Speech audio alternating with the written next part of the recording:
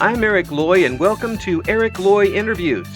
On this podcast, we talk with folks from the VTuber community on their channels, their talents, their stories, where they come from, and their plans for the future.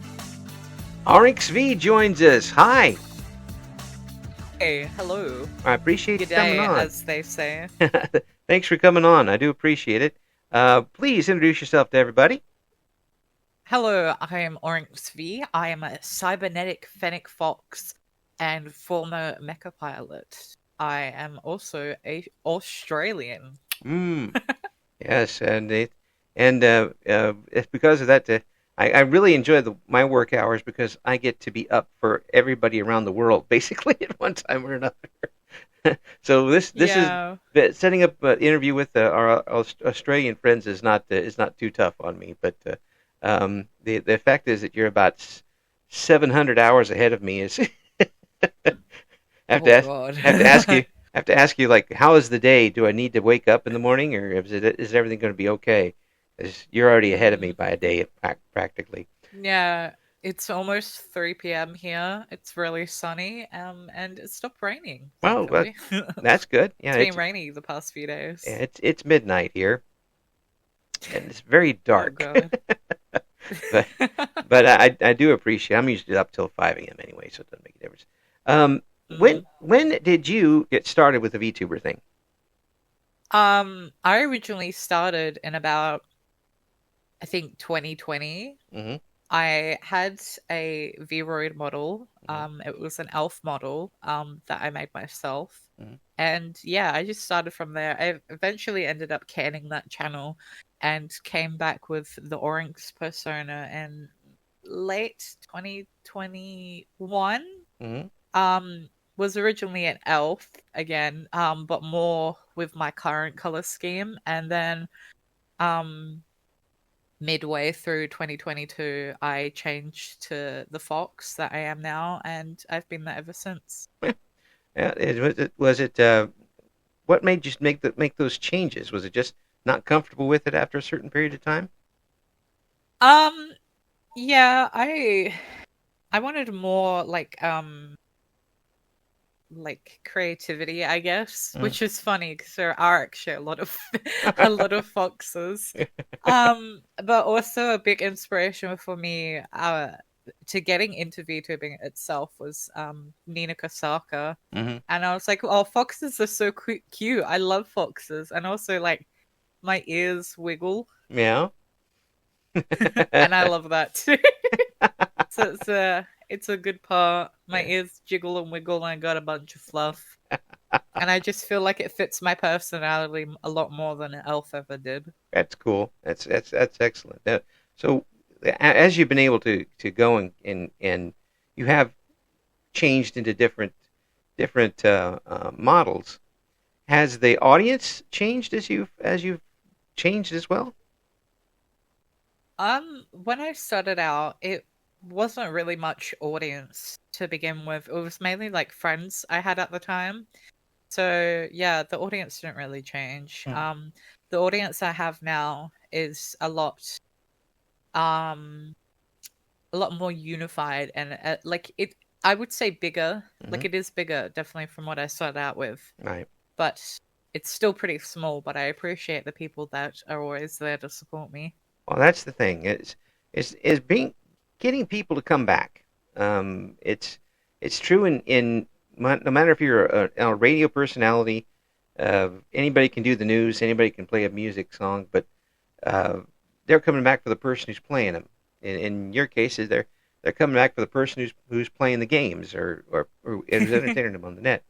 Well, you always wanted to be an entertainer? Yes, definitely. When I've did a lot of theater and drama at school, I did a lot of MC work as well. Oh. I do a lot of work in events at conventions as well. Mm-hmm. You've got a very good voice for yeah. MCing, I'll tell you that. Thank you. I've been doing MC. I've also did a bit of radio work myself. I'm sorry. I was younger, briefly. You made no money like us over here did. No, it was purely a student thing. Yeah. I did it very briefly. Yeah, but I bet it was I fun did though. it as work experience, Yeah, but yeah. yeah, good for you, and you've got a very good voice for it. It's got that perfect timbre for someone Thank you, to thank be you. an I MC. work very hard on my voice to keep my vocal cords going. I say as I'm currently drinking an energy drink through this interview. Well, well, I mean, there's worse things to have for your voice than that. I mean, there's people don't realize that if you're a person whose livelihood depends on your voice, you have to really take care of it because one if someone will know immediately when you have a cold or Yeah. the flu. One thing, your voice drops Mm. 8 octaves. Yeah, definitely. Yeah, And and also having not cold drinks as well. Cold drinks definitely make your voice sound a bit more funky. oh yeah, it's almost like being on helium sometimes when that happens.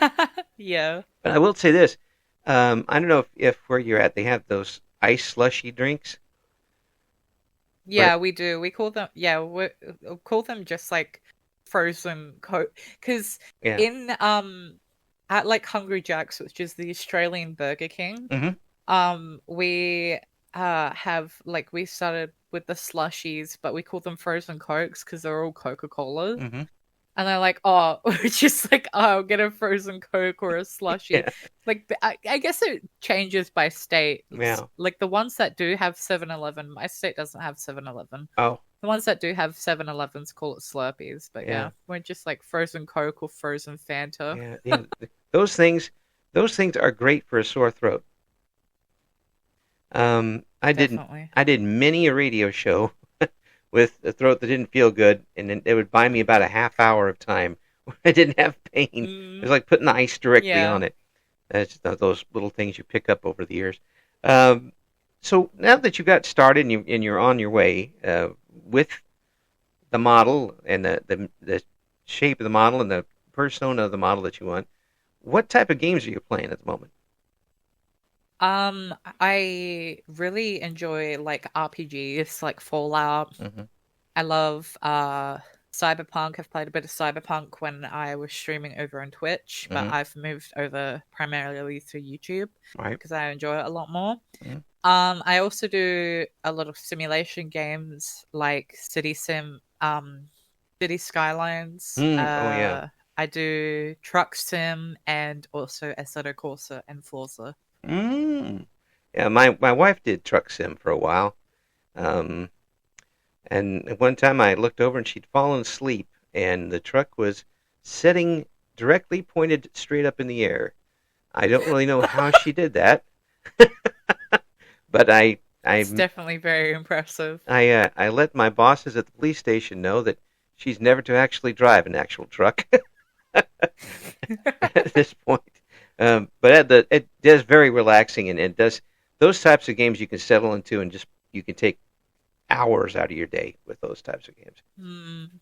Especially streaming it as well, Hmm I definitely really enjoy because it's just nice to just sit and talk with my chat or just talk for a while because I feel like I find it really easy to talk by myself, Yeah, um, and at myself. So even if people come and go, I'm still just there talking while I'm driving. yeah. Well, the Fallout games I got back into a couple of years ago. I had done the original two, and stayed away from a lot of games like that because I'm getting old. But I certainly did enjoy 3 and New Vegas. Which ones have you been playing? I've played the first one. I love it. I love the story for it. Hmm It's definitely going back to older games is definitely a culture shock at first. Yes. Because you don't know what you're doing at all. But I have played three. hmm I actually did blew up Megaton as a baby still. I glitched out of the vault on the first mission at like 1 years old. So I did that and I posted that on my channel. Um I did that on stream. I figured it out on stream, and then I posted a clip of it, and I love how it turned out. New Vegas. I need to sort out getting it on my PS3 Mm. because on PC it just keeps crashing. Yeah. I've tried to fix a memory leak problem, but it just does not like me. Yeah. Sometimes And it I does play a that on lot of PC. Fallout 4, Mm. especially modded. Well, I haven't played vanilla in ages, and I plan to actually tonight do a Fallout London yeah. stream if I can get it working, Oh, because I have to make a copy of my actual Fallout game so I can do it to oh. not lose my save. I see. I have it. My old computer did not ran up to New Vegas, but wouldn't run 4. So I have it bought. I just haven't been able to play it yet. And I'm like, Yeah. and then I see Fallout London show up, and I'm like, oh no, I really want to play that game. It looks really Yeah. good. I've been waiting for it for years. I've been waiting for it since I was in like high school, like start of high school, because I'm 23 now. Mm-hmm. I'm in my second year of uni, and I'm still waiting for it. Was like the same amount of time I was waiting for Cyberpunk as well, because that got announced when I was in high school. Yes. Well, I talked about this with other folks before, but I think that's going to be a obviously it's become a huge thing for game developers now to not so much come out with new games in your franchise, but allow people to get mods and DLCs and add to them. It Mm, keeps the game alive, and you don't have to roll the dice on something that may not work. yeah, Right? definitely. Yeah. A lot of games that I play ones that are a bit older or have a heavy modding community. Mm-hmm. Like I love like Cyberpunk for example. I Mm-hmm. love Baldur's Gate. Mm-hmm. Oh, I love all three of them, but specifically three has a lot of modding support. Yeah. And also Stardew Valley as well. The Oh mods yeah. for that are insane. I And know. Pokemon ROMs as well are really great. I love the fan made ROMs. They're so good. Have you done the randomizers for Pokemon? Yeah, I did randomizers for Pokemon. I had a randomizer of Emerald Uh, on when I was streaming on Twitch. I haven't done it yet since being on YouTube though. mm Yeah, I see folks start off that and they try to do like a Nuzlocke with it, and they last about 20 seconds. Yeah, yeah. I've done a Nuzlocke. I've never gotten too far of a Nuzlocke, but I've in Emerald at least. I think I got it up about to the third gym, and then I just lost everything. Hey, that's pretty good. I mean, it there's different types of them, of course, and there's different strictness of the rules for it. But again, it's one of those things that people develop to keep the games going. Mm. You mentioned Stardew Valley, which is one of my personal weaknesses. Um, I do have over 30 save files, and that's why I'm staying away from it. Because otherwise, I'm not going to get anything done. And especially with the newest update they did, which changed the game quite a bit. I'm just like, Mm. better not do that because I'm got things like go to work. So I end up, Yeah, I still haven't even fully done that myself. yeah. Since I've been going to uni and I've just had other stuff on my plate. I haven't been able to sit down and just play through it because I play Stardew Expanded as well. Mm, I love Sophia and Olivia on that. yeah. I can't live without them. It is a wonderful thing with that game that the owner, well, the creator, the one man gang who created that particular game, allowed so many Mm, people access to mod and really didn't mind so much. Um, it's a refreshing to see that, and by doing mm. so, he's extended the life of his own game. Yeah, exactly. Because you look at games where you can't even mod them. I think Multiverses was definitely one. Hmm. Um, they were like hyping it up to be like this new game, and people were making mods to play offline where you could have custom characters, Hmm. and they just completely killed that. Yeah. There are other examples I can't think of, but I think it's generally with like Warner Brothers games, Hmm. they're not really too keen on modding, even if you're playing as single player. Yeah, it's very short-sighted, especially given the way things are going with gaming these days. Um, with Mm. your channel right now, are there is there something that you would like to have streamed, but you haven't gotten around to it yet? Ooh. Um, The one, uh, the game you're always looking at on the Probably. shelf? I really would love to do a Divinity Original Sins 2 Hmm. stream. I love Divinity Original Sins 2. Problem is it's really hard to stream Mm. because it's really graphically demanding. Like I've got a really good PC, but you need a dual setup for it. Oof. So my husband has, because he's a YouTuber himself, he has is currently working with brands for like PC stuff. So we Hmm. might even be able to sort that out sooner, having Ah, a dual stream set up. So that could come in the future. ah, Because definitely after like the hype of Baldur's Gate, because it was by the same people that made Baldur's Gate yeah. 3. I would love to just share the joys of Divinity with the world as well, because it's one of my all-time favorite series. You really are enjoying yourself with this, aren't you? Yes. And you know it's good to hear that you are. I mean, you can hear it in your voice as you talk about it. But it's obviously something that I'm throwing this out there is not only something that you enjoy doing, but maybe is a comfort zone you can go to and kind of escape. Am I right? Yeah, definitely, Yeah. definitely. I find a lot of comfort in those type of games as well. Mm-hmm. It definitely was like the type of games that were there around for me during hard times. Mm-hmm. And I like the fact that you can just like have endless amount of hours in them, especially because it's like any game that you can have endless amount of hours and different ways to play. I love because Yeah. I'm a big fan of Fire Emblem as well. Yeah. Yeah. And any game that you can lose yourself in is great on your own. The thing that you guys in the VTuber scene have to do is find one that you can lose yourself in and carry chat along with you. Yeah. Definitely. So I mean, have you found that tough sometimes to keep the two going at once? Definitely. For example, I played a Pokemon ROM recently, Pokemon ROWE. It's like Pokemon Row, I think you say it. Yeah. It was very hard to make that stream interesting.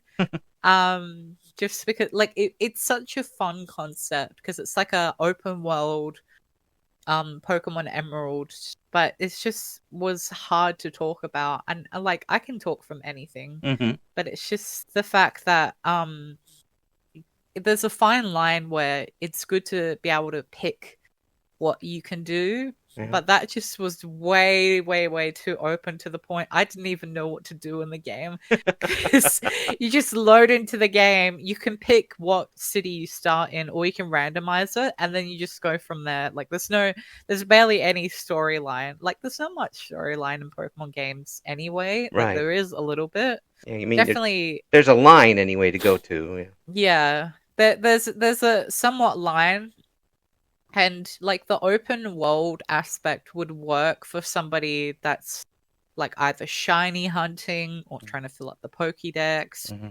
or like battling purely for like the stats and stuff. But that's just not the type of content I like enjoying myself. So it Right. was really hard to make that enjoyable.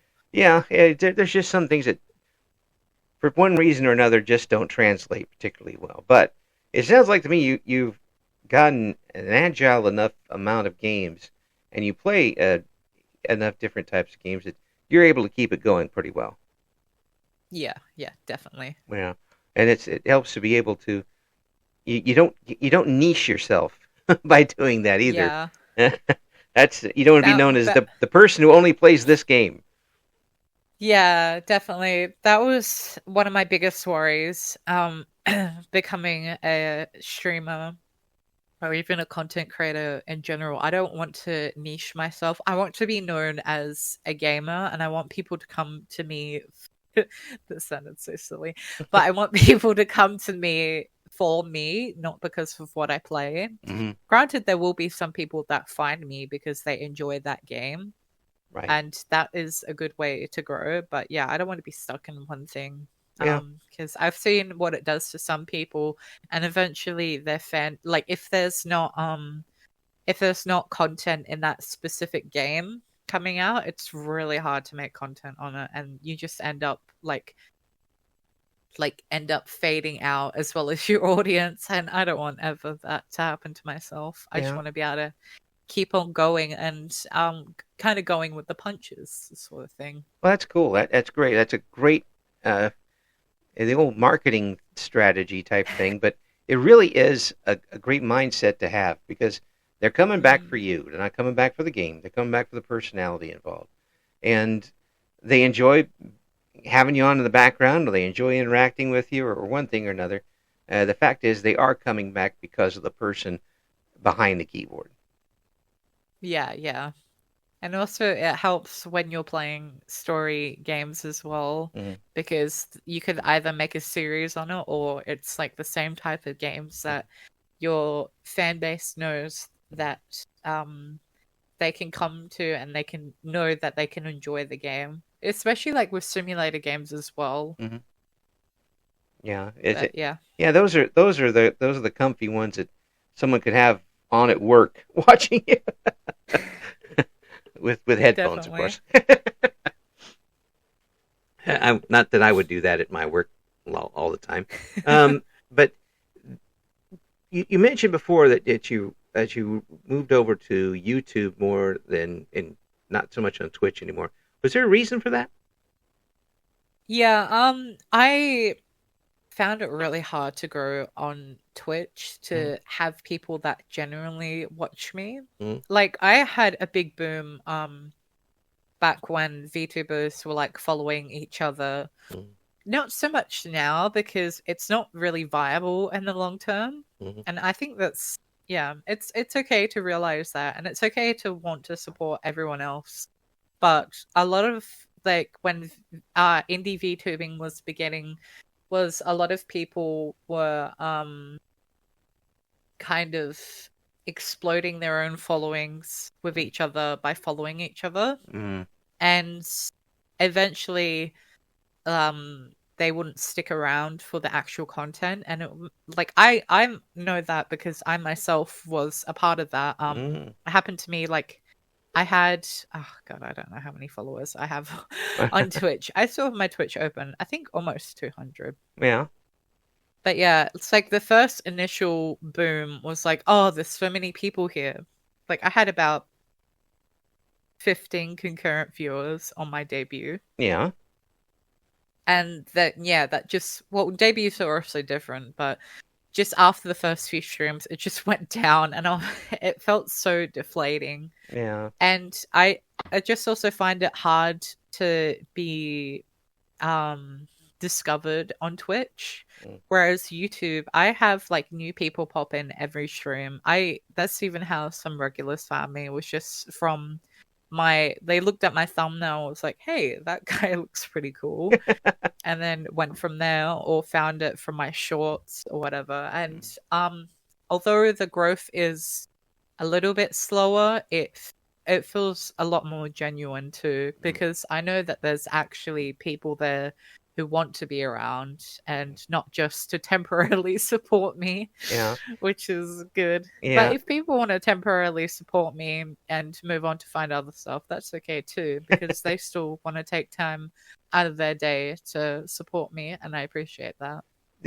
So you're building a stronger foundation, maybe just a little slower. Yeah, definitely. Yeah. But easier to stand on. Yeah, than the swinging definitely. rope bridge that you found on Twitch. It Yeah. could definitely happen there, and I do see that with folks, and people are really go out all out at the very start, trying to get a lot of collaboration type stuff and a lot of a lot of jumping into other people's feeds.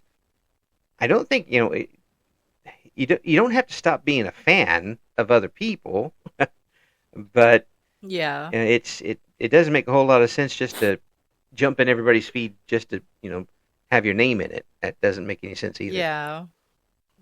Mm. Yeah, have you Yeah, been I mean, able? I still interact with my Oshis. I'm a big VTuber lover. At the end of the day, I have my Oshis, like from Hololive, Mm, and V Shoujo, particularly Matara Khan, yes, is I figured my that big one was going to be inspo. there. Yeah, Yeah. um, yeah, because I've got a Matara Khan tattoo. Um, I've got a tattoo of her eating a burger. And a nerd emoji that I drew for Discord and Twitch. Hey, there's nothing wrong So with that. yeah, Nothing wrong with that. yeah. Mm. It's like, yeah, I may become a VTuber myself or I may interact with them, but at the end of the day, I'm there to support my Oshis as well. Yeah, yeah. Uh, And one of the other things that I do this is show that there's people behind it.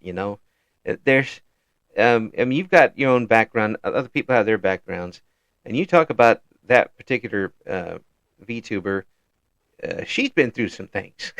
you know, I mean, there's a human being back there, and they've been through stuff, and there's and sometimes they enjoy support just as much as anybody else does.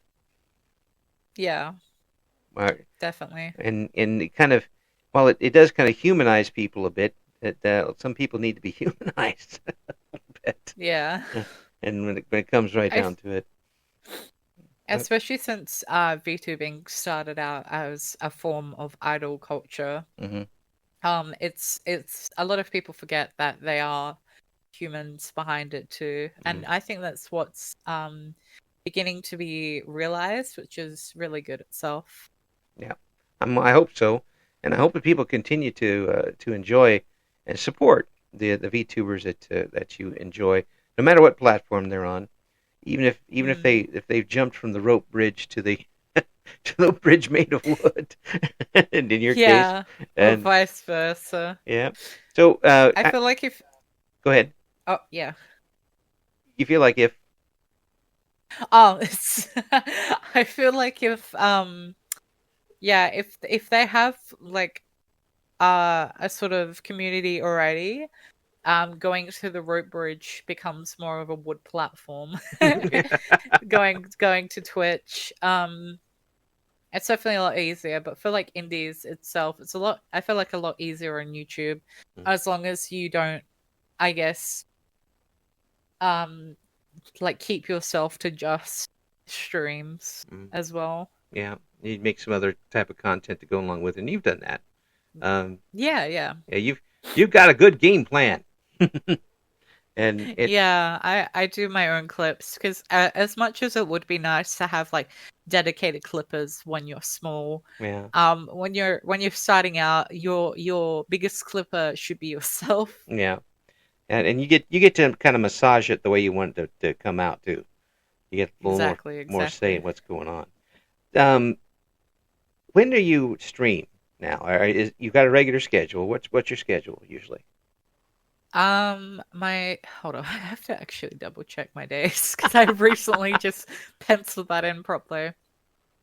So I stream at 6 p.m. JST time. Mm-hmm. I stream Wednesdays, Fridays, and Saturdays, and sometimes I'll have a gorilla stream in there. Mm-hmm. But yeah, those are my designated times now.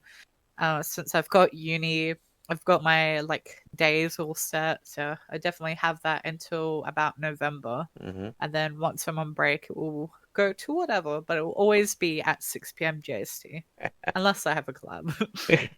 And how are those collabs going for you? Have you been able to get a good bunch of people to work with?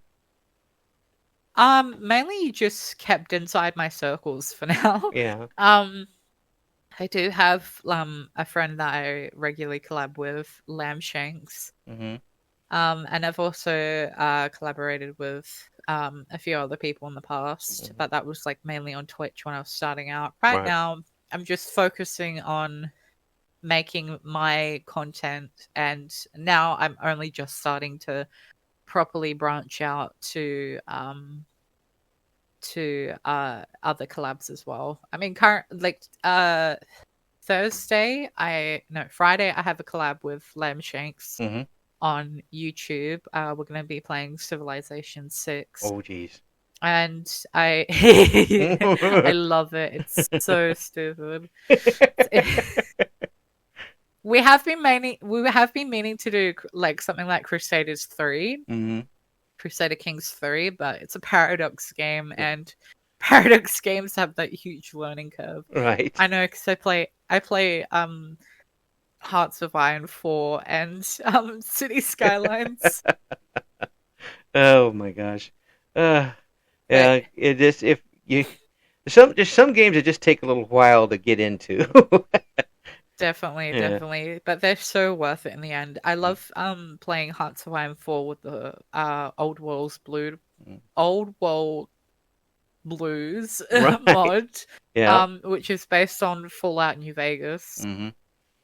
Yeah, that one I know by heart at this point. Mods and cheats and all through that particular one. I got to tell you, it's refreshing to talk with you and know that you're enjoying yourself, that you've got a really good game plan in front of you, and not only that, but you're a lot of fun to talk to. Thank you. You're fun to talk to as well. Well, I appreciate it. When you get some of these things going, some of these bigger events that you've got coming up, hopefully, and you get out of the uni, you let me know what's going on, and we'll get everybody an update, okay? Yes, definitely. Thanks for coming on. Thank you. Bye. Thank you for listening to Eric Loy Interviews. Join us again next time when we talk to another member of the always interesting VTuber community.